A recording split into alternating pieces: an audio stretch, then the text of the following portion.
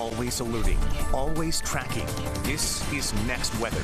Next Weather, Chief Meteorologist and Hurricane Specialist Ivan Cabrera joins us once more. And he says, grab those umbrellas again, huh? Yeah, I think for tomorrow, especially through the morning and midday hours. So change in our pattern here, right? We're typically used to sunny skies and the clouds build up through the afternoon and we get the pop-up showers and storms. But with a very strong east wind, that reverses everything. And so we get the action through the morning, midday hour, and then things end up like this. Like you see behind me, quiet conditions with temperatures in the upper 80s. One tick below the average temperature for this time of year. The average high is 90. We hit 89, got close to it, but I think that about is going to be the range for us here. You get that east wind. It's really hard to get temperatures well into the 90s with that onshore persistent. We don't have to wait for the sea breeze. The east wind is there the whole time. There is some dry air that was east of us yesterday. We pulled that in, so whatever's east of us with this pattern comes on in, and a little moisture surge behind that dry air returns tomorrow, and I'll show you that on Rain Tracker. That will materialize into some showers. The winds have been gusting anywhere from 25 to 30.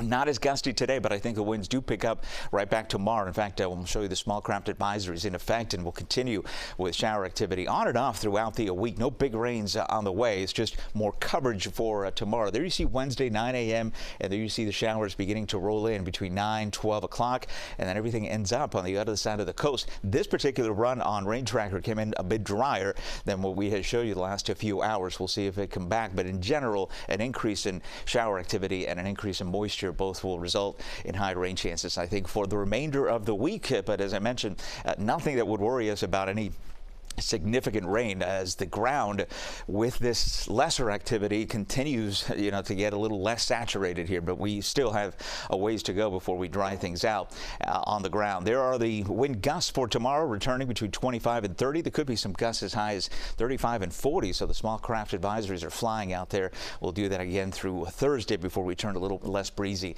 through the end of the week. Tracking the tropics, we have several areas. There are really no threats to Florida, I have to tell you, despite the fact that Yellow X is well to our east. Potential tropical system 1 is still churning out in the Gulf. We'll talk about that in a second, but this is a mess here, a sheared apart cluster of thunderstorms, and the models just continue to really not develop this.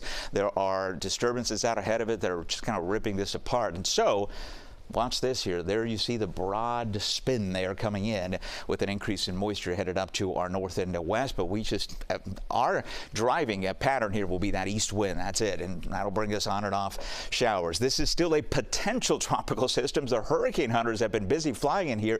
Look at the center. Storms to the north, storms to the south, but not much in between. And there is no closed low, so we don't have a depression yet. But, we always talk about these systems not needing to really organize to cause problems. Look at the rainfall north of the area of low pressure there. That is continuing to bring in heavy rainfall towards portions of Texas and into Mexico. The official forecast still has this as a tropical storm Alberto for tomorrow. It was supposed to be that today, so we'll see if it materializes.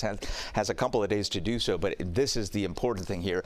All that heavy rain continuing across Mexico and into Texas as well. So rain chances for us, topsy-turvy in the morning and then diminishing coverage through the afternoon and evening hours. And we'll keep that going with rain chances between 30 and 40 through the weekend.